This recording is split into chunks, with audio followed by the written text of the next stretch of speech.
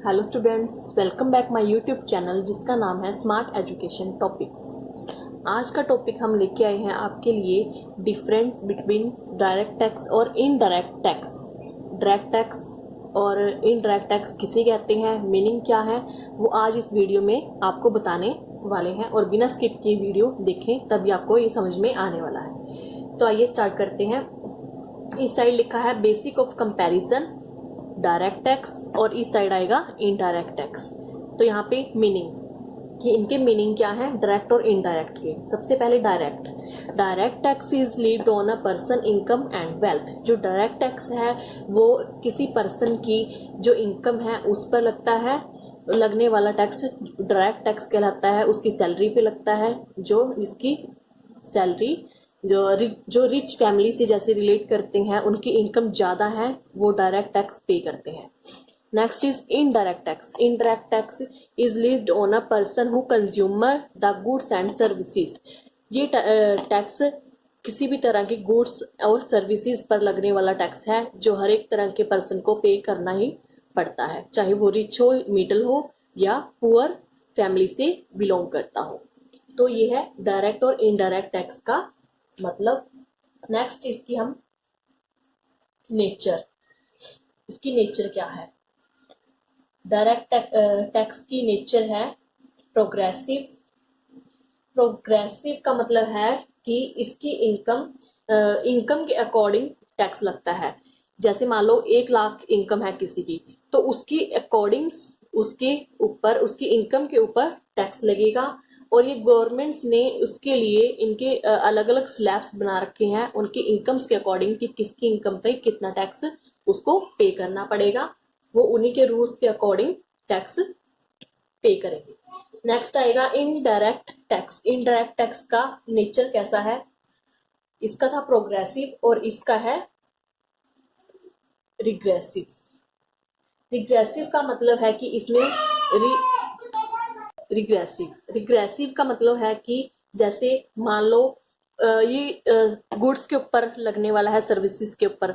मान लो कोई प्रोडक्ट है कोई, उसका उन्होंने बोल रखा है कि इसके ऊपर इतना टैक्स लगेगा ही लगेगा, चाहे उसको कोई रिच पर्सन खरीदे चाहे उसको कोई पुअर पर्सन खरीदे।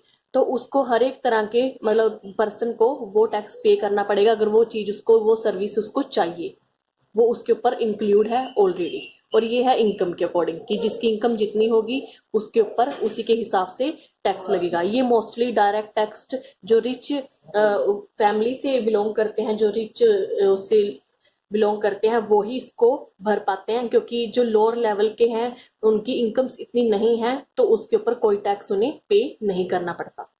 नेक्स्ट इज आ जाता है बर्डन। डायरेक्ट टैक्स का बर्डन इसके अंदर आएगा कैन नॉट बी शिफ्टेड। इसका मतलब है कि जिसकी इनकम के ऊपर टैक्स लगा है वो खुद ही उसको भरेगा, वो किसी और को नहीं शिफ्ट कर सकता अपने टैक्स को। जिसकी इनकम है वो खुद उसको उस टैक्स को पे करेगा। और इनडायरेक्ट टैक्स में कैन बी शिफ्टेड, इसमें है वो दूसरे पे शिफ्ट कर सकता है। मान लो किस तरह करेगा वो शिफ्ट।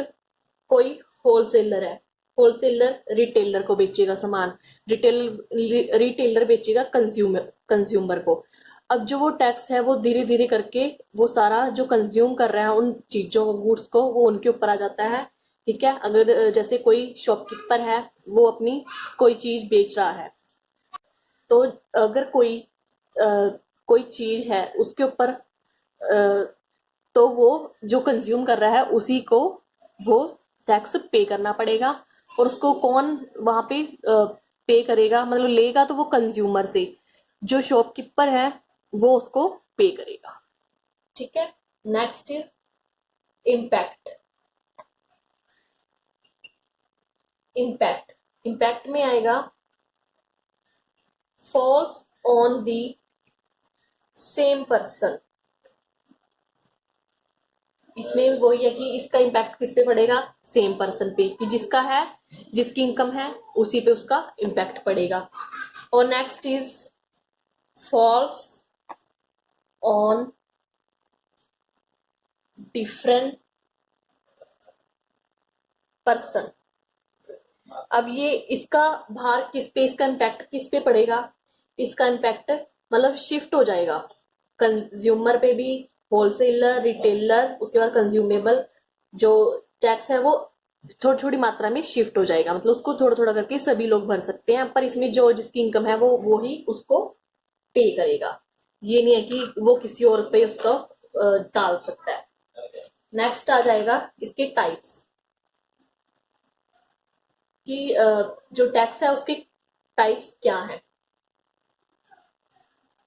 इसमें आएगा इनकम टैक्स। कौन कौन से टैक्स है? Income tax, wealth tax and corporate tax. इसमें 3 तरह के टैक्स आ जाएंगे। डायरेक्ट टैक्स के अंदर इनकम पे लगेगा, वेल्थ पे, कॉर्पोरेट पे। नेक्स्ट जो इनडायरेक्ट है, इनडायरेक्ट टैक्स आ जाएगा जिसे बोलते हैं हम GST, goods and services tax. इसकी फुल फॉर्म है गुड्स एंड सर्विसेज टैक्स। ये है हमारा indirect tax, goods and services tax. इसकी मैं प्रॉपर वीडियो बनाऊंगी, गुड्स एंड सर्विसेज टैक्स किसे कहते हैं उससे आगे रिलेटेड। आप इसको समझने के लिए नेक्स्ट आने वाली वीडियो को जरूर देखना। नेक्स्ट टाइप है हमारा इम्पोर्शंस एंड कलेक्शन। इसमें आ जाएगा कि imposition and collections collected from excess. इसमें जो पर्सन है उसी को ही मतलब वो पे करना पड़ेगा। जो इसमें सेम है कि बस एक ही बंदे को ही उसको ही पे करना पड़ेगा जिसकी वो है, जो जिस इनकम है। और जो इनडायरेक्ट है, इनडायरेक्ट के अंदर क्या आ जाएगा कि imposed on a collect and collected from consumable of goods and services but paid deposit by. जैसे इसका मतलब है कि जो दुकानदार है वो अपने कस्टमर्स को वो चीजें बेच रहा है, उसके ऊपर टैक्स लगा है, जो टैक्स इंक्लूड है, और जो कस्टमर है वो उनके भी टैक्स दे रहे हैं, उसका भी पैसा दे रहे हैं ना। किसको दे रहे हैं? शॉपकीपर को। शॉपकीपर कलेक्ट कर रहा है और पे करेगा शॉपकीपर, और जबकि उसके पास कहाँ से आ रहा है वो टैक्स, कहाँ से जमा कर रहा है? अपने कस्टमर्स से। ठीक है, और ये अपनी इनकम में से ही उसको टैक्स को पे करेगा, और जो ये है ये अपने कस्टमर्स आगे से आगे वो बढ़ जाएगा, वो उससे पे कर देगा। आई होप आपको वीडियो अच्छी लगी हो। लाइक करना और शेयर करना, चैनल को सब्सक्राइब करना।